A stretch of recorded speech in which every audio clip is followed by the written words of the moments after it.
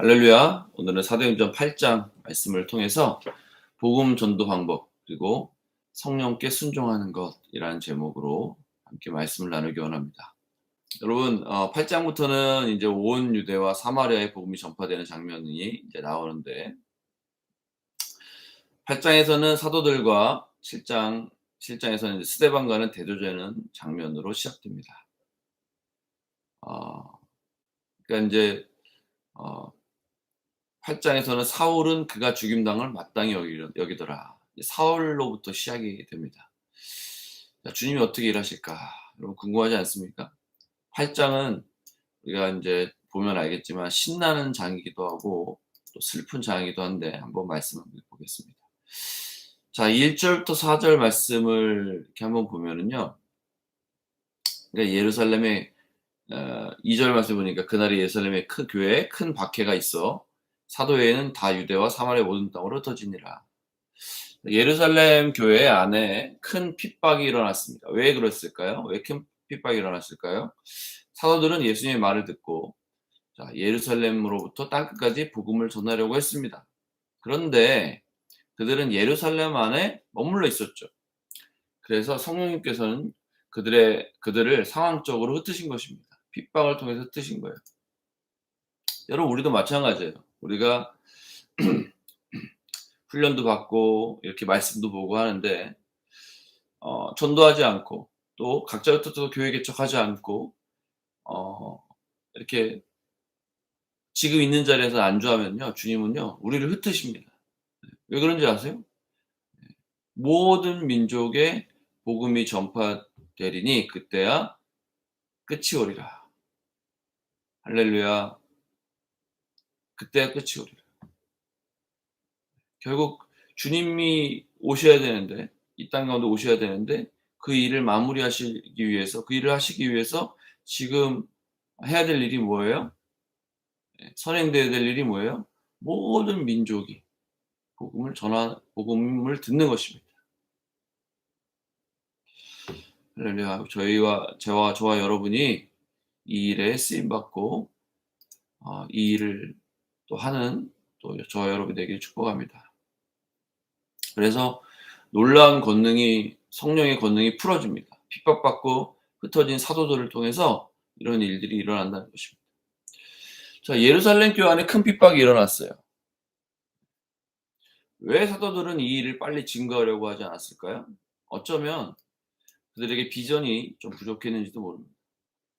아니면 아니라는 생각이 있었는지도 몰라요. 우리 가정부터 내 주변에 있는 사람들부터 전도해야 되는 거 아니에요? 네, 이렇게 생각할 수 있지 않습니까? 네. 근데 사실 오순절 성령 강림 이후에 1년도 지나지 않아서 핍박이 일어난 것입니다.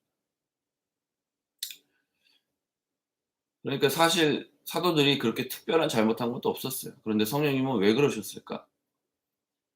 우리의 생각과 성령님의 생각이 다를 수 있다는 것입니다. 사도들은 천천히 하기를 원했지만 성령님은 시간을 재촉하신 것입니다. 우리가 사역을 할 때 준비하고 떠나려고 하죠. 준비가 다 되면 주님, 제가 빚도 다 갚고요. 준비 다 하면 그때 갈게요. 근데 여러분, 언제 우리가 복음 전하고 언제 교회 개척하고 언제 해야 됩니까? 성령 받고 뜨거울 때, 가장 뜨거울 때 가야 합니다. 왜냐하면 저와 여러분은요 식을 수 있다는 것을 기억해야 되기 때문입니다. 여러분, 지금 뜨거워요? 여러분, 지금 가시길 축복합니다. 타문화권의 복음을 전하는 것에 대한 또 경험이 부족했을 수도 있어요. 그들은 히브리파 유대인들이었습니다. 그런데 헬라파 유대인들에게 복음을 전해야 했던 것입니다. 근데 주님은 어디로 가기를 원하셨어요? 사마리아로 가기를 원하셨던 거예요. 때때로 우리가 하나님의 일을 할 때도 마찬가지입니다. 우리가 생각도 못한 일을 주님이 원하실 때가 있다는 것입니다. 사실 7명의 집사들은 다른 문화권에 복음을 전하기 위해서 준비된 사람이었던 것입니다. 그래서 헬라파 유대인들 7집사를 세웠지 않습니까? 자, 한번 더 자세히 한번 보기를 원하는데 1절부터 3절까지 말씀해 보니까 오늘 단락은 1절부터 3절, 4절부터 25절, 26절에서 39절, 또 40절 이렇게 나눠 보았는데 1절부터 3절까지는 뭐예요? 우리가 성령님의 뜻을 알고 빨리 순종하지 않으면 하나님은 상황을 통해서 인도하신다는 거예요. 하나님의 뜻에 즉각적으로 순종하는 저와 여러분이 되시기를 축복합니다. 하나님의 뜻은 반드시 이루어지는데 하나님은 하나님의 사람들, 순종하는 그 한 사람을 사용하신다는 것입니다. 저와 여러분이 하나님이 사용하시는 그곳에 서 있기를 소망합니다. 여러분 하나님은 시간표가 있어요. 하나님의 시간표가 있고요. 하나님의 방법이 있다는 거 아십니까? 자, 사도 바울이 다 알지만 사도 바울은 복음을 아시아부터 전하기를 원했어요. 그런데 성령께서 아시아에 전하기를 원하지 않으셨어요. 그래서 사도 바울을 유럽 쪽으로 보내죠. 그래서 복음이 유럽으로부터 시작해서 아메리카를 통해서 아시아에 들어와서 탄탄탄 지역을 지나서 지금 투르키에 땅, 지금 거의 제일 많은 선교사가 모인 곳이 바로 투르키예인데 투르키의 땅을 지나서 또 이 시리아, 요르단, 레바논을 통해서 예루살렘까지. 지금 이 방향을 여러분 이해하시겠어요? 성령의 방향을 이해하시겠어요? 여러분 이 방향대로 사시기 바랍니다. 저는 지금 하나님이 원하시는 복음 전환 시점이 투르키에 와 있다고 저는 개인적으로 생각을 합니다. 그래서 터키 선교에 집중해야 된다고 생각을 하는데 여러분 주님이 원하시는 이 방향, 또 주님이 기뻐하시는 방향, 또 지금 우리가 해야 될 일에 여러분 집중하기를 소망합니다. 어쨌든 중요한 것은 하나님이 원하시는 곳에 서 있는 것이에요. 또 하나는 무엇이냐면 우리가 E2, E3 전도, 온 유대와 사마리아의 복음을 전파하는데 땅끝까지 복음을 전파하는데 반드시 뭐가 있다? 핍박이 있다. 여러분 기억하시기 바랍니다. 반드시 핍박과 고난이 있다. 핍박과 고난이 없는 거 여러분 거의 90% 이상 있을 수 없는 일이에요. 그럼 정말 운이 좋은 거예요. 반드시 핍박과 고난이 있다. 핍박과 고난이 있은 다음에 부흥이 있다라는 걸 여러분 반드시 기억하시기 바랍니다. 저도 제가 이제 몇 번 얘기한 분도 있고 안 한 분도 있는데 새벽 기도 때 기도하는데 하나님이 저한테 그런 감동을 주셨어요. 그때 그 당시 교회가 성균관대역 앞에 이렇게 있었는데 제 모교회가 성균관대에 다니는 성도가 교회에 한 명도 없었어요. 근데 새벽에 기도하는데 하나님이 제 가슴을 막 이렇게 요동하게 하시고 눈물을 막 주시면서 성대에 왜 이렇게 우리가 복음을 전하고 하는데 왜 성대생이 한 명도 없을까? 굉장히 마음이 아팠어요. 그래서 하나님 어떻게 됩니까? 어떻게 됩니까? 막 가슴을 치면서 새벽에 기도하는데 하나님이 지혜를 주신 게 샌드위치를 싸서 아침에 등교하는 그 아이들에게 샌드위치를 나눠주자라는 어떤 감동이 있었어요. 그래서 여러분 그 당시 제가 총각이었는데 얼마나 샌드위치를 맛있게 싸겠어요. 첫날에 정말 엉망진창으로 그냥 막 감자 깨고 막 해 가지고 막 마요네즈 막 쳐 넣고 해 가지고 샌드위치를 쌌어요. 한 50개 싼 것 같아요, 첫날에. 그런데 그 소문을 누군가 듣고 와서 어떤 자매가 붙고 그리고 전도사님, 저희 교회에서 나이 제일 많았던 전도사님이 함께하고 하면서 한 3-4 일을 지났는데 4명의 동역자가 생긴 거예요. 그래서 샌드위치 200개 싸고 그다음에 커피포트 에다가 인제 차나 인제 커피 같은 거 넣어 가지고 아침에 나눠주기 시작했어요. 성균관대 앞에. 그래서 8시 반부터 9시까지 9시 반까지 아이들 샤르르 지나갈 때 나눠주기. 그거 하면서 뭐 했냐면 밤에는 그 하나님이 지혜를 주셔서 다니엘 야학이라는 그런 것을 열난 하나님 감동을 주셨어요. 그래서 다니엘 야학 선생님을 모집을 하는데 봉사 점수 주겠다고 다니엘 야학 선생님을 모집하고 낮에는 제가 무슨 일을 했냐면 저희 교회 그 문화부 장관을 하셨던, 지금은 돌아가셨는데 그 허연심 집사님이라는 분이 계셨어요. 지금도 너무 그분 보고 싶은데 그분과 함께 제 비전을 나누고 그 율전중학교 교장 선생님을 찾아갔어요.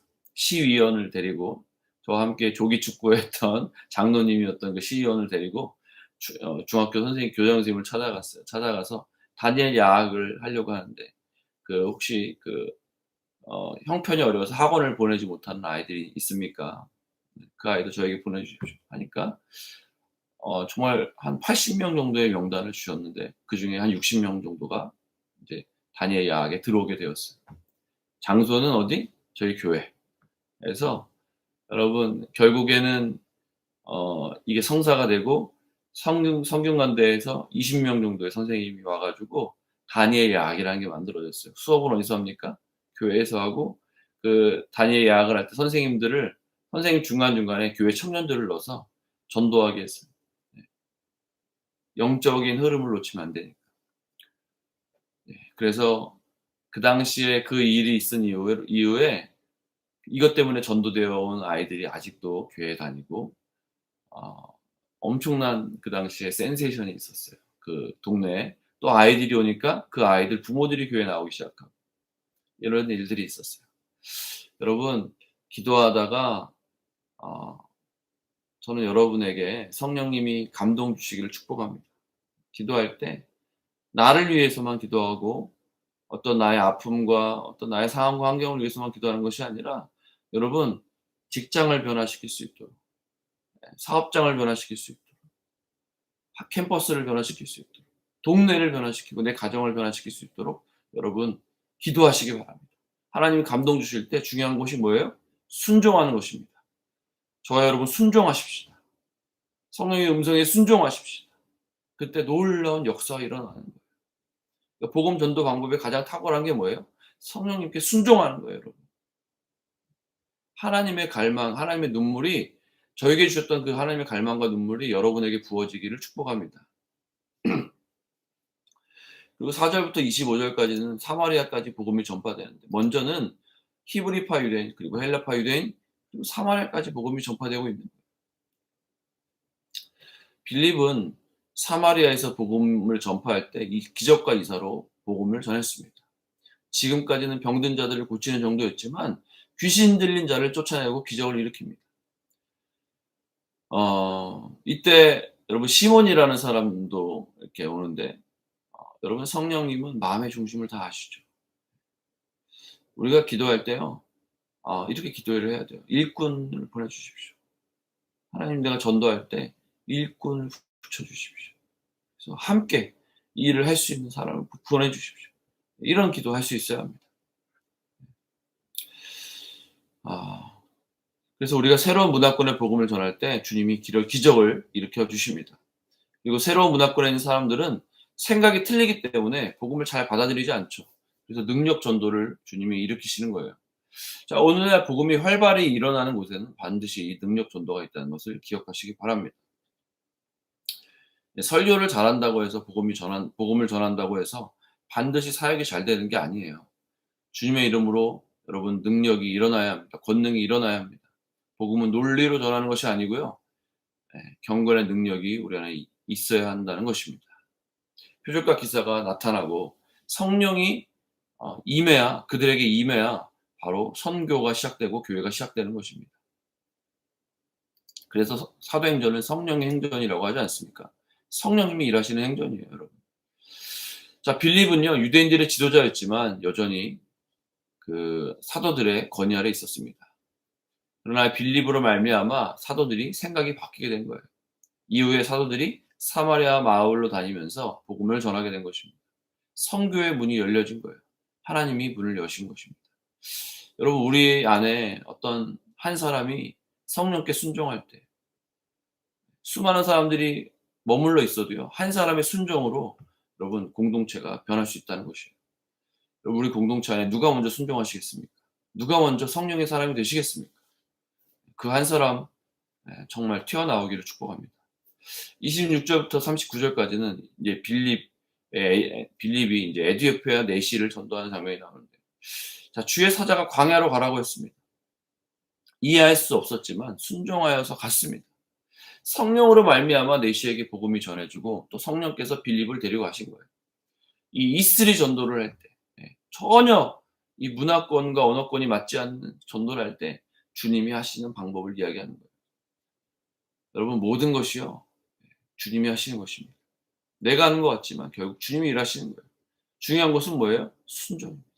감동 주실 때, 저 사람에게 가라라고 감동 주실 때 가는 거예요, 여러분.